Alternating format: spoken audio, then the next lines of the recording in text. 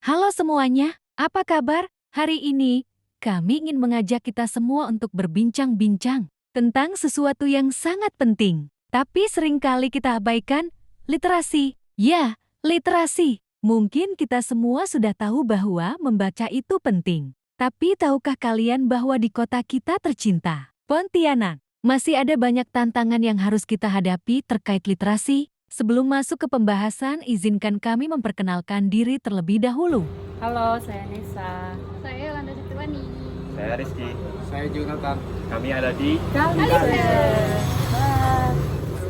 Mari kita masuk ke bagian pembahasan. Menurut data terbaru, tingkat literasi di Pontianak masih berada di bawah rata-rata nasional. Bayangkan, masih banyak anak-anak di sekitar kita yang kesulitan membaca dan menulis dengan baik. Ini bukan hanya masalah individu, tetapi juga masalah kolektif yang mempengaruhi masa depan kota kita. Tanpa kemampuan literasi yang baik, bagaimana mereka bisa bersaing di dunia yang semakin kompleks ini? Bagaimana mereka bisa mengakses informasi dan pengetahuan yang mereka butuhkan untuk berkembang? Tapi, di tengah tantangan ini, ada secercah harapan. Kenalkan, Anissa Maharani, seorang pegiat literasi yang luar biasa.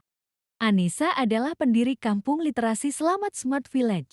Dia adalah sosok yang tidak hanya berbicara tentang masalah ini, tetapi juga mengambil tindakan nyata untuk mengatasinya. Dengan semangat dan dedikasinya, Anissa telah menciptakan sebuah komunitas yang peduli terhadap literasi. Untuk mengetahui lebih lanjut mengenai Kampung Literasi Selamat, mari kita berbincang langsung dengan Kak Anissa Maharani sebagai founder Kalise. Apa yang menginspirasi kakak untuk membentuk Kampung Literasi Selamat? Perkenalkan, nama kakak Kak Anissa, biasanya dipanggil Nisa.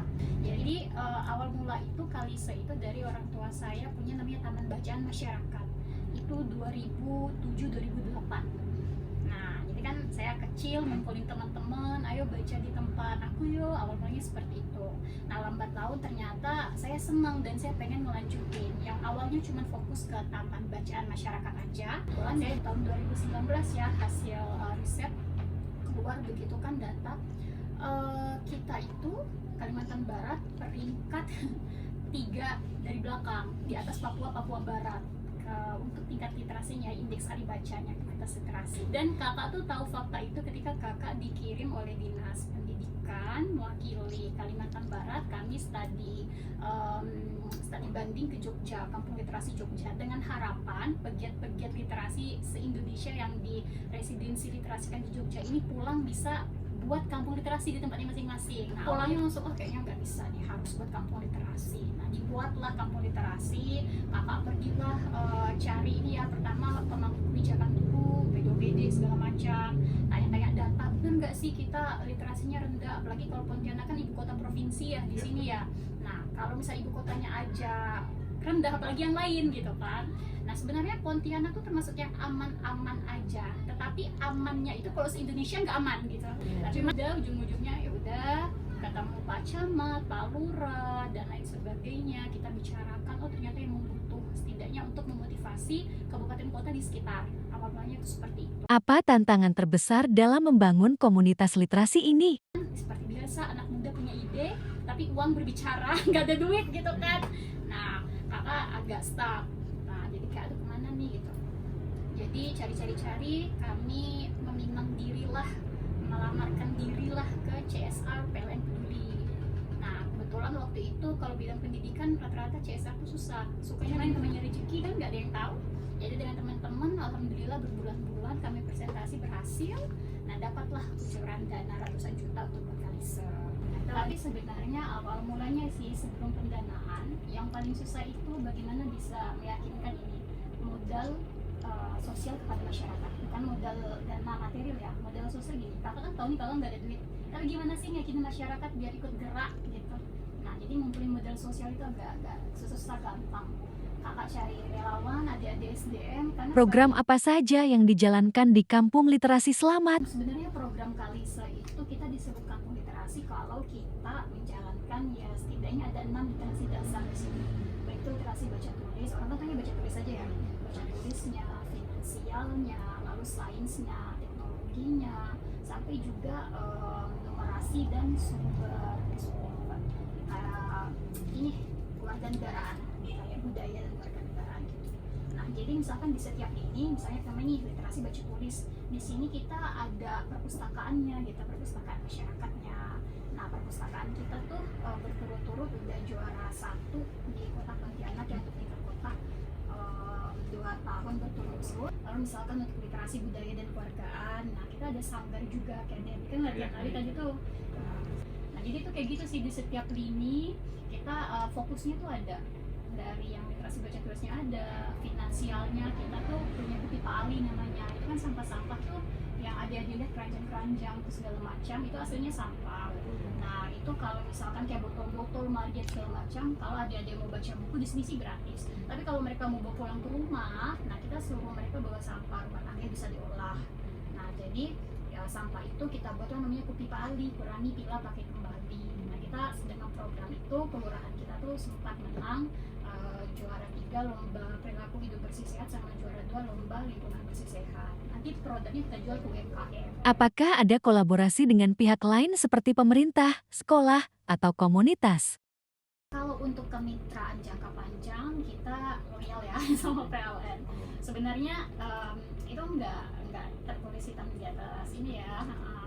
Jadi kayak kalau mau kemitraan dengan yang lain ya bisa-bisa aja. Cuman karena dari awal yang melihat kita cuma PLN, jadi kita komit gitu ya sama PLN aja. Tetapi untuk kerjasama yang jangka pendek, misalkan kayak ini mungkin lihat kan di sepanjang jalan ada Bang Kalbar, kayak ucapan-ucapan segala macam.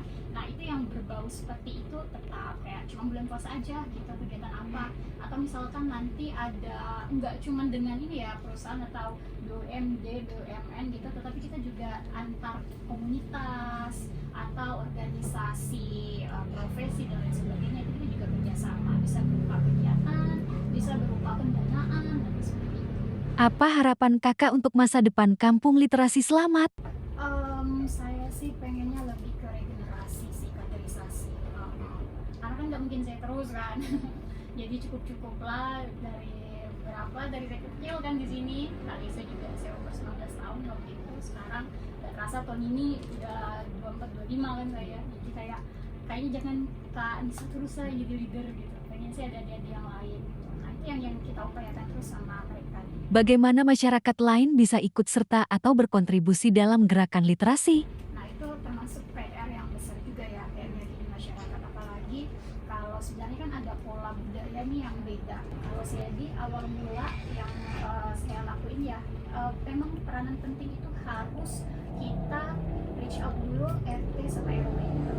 Karena langsung buat kegiatan kayak yang tadi kita tawarkan, misalnya Pak yuk kita buat Car Free Day di jalan ini gitu. Jadi kami tuh setiap hari Minggu tuh tutup nih ujung-ujung. Terus masyarakat kan hari Minggu kan benar-benar chaos, warga-warga pada jualan semua yang dari produk rumahan mereka jalan. Kami senam pas mau jantung sehat, ke senam apa ke anak-anak diajak main permainan tradisional, ibu bapaknya diajak kerja bakti gitu. Sebenarnya kalau donasi sih ya kita donasi bukan donasi aja sih kalau misalnya menyumbangkan, bahkan kita juga memfasilitasi misalkan nih donasinya ke kita, tapi nanti kita bagiin ke teman-teman kita yang lain, misalkan kayak koleksi buku kami kan misalkan nih udah ada 4.000 nih gitu kan. Nah, ada teman kita yang baru misalkan 100 berapa gitu. Nah, jadi kadang donasi yang udah disampaikan ke kami salurkan lagi. Selain dengan founder Kalisa, kami juga berbincang dengan salah satu relawan Kampung Literasi Selamat ini. Bagaimana respon kamu sebagai relawan terhadap inisiatif ini?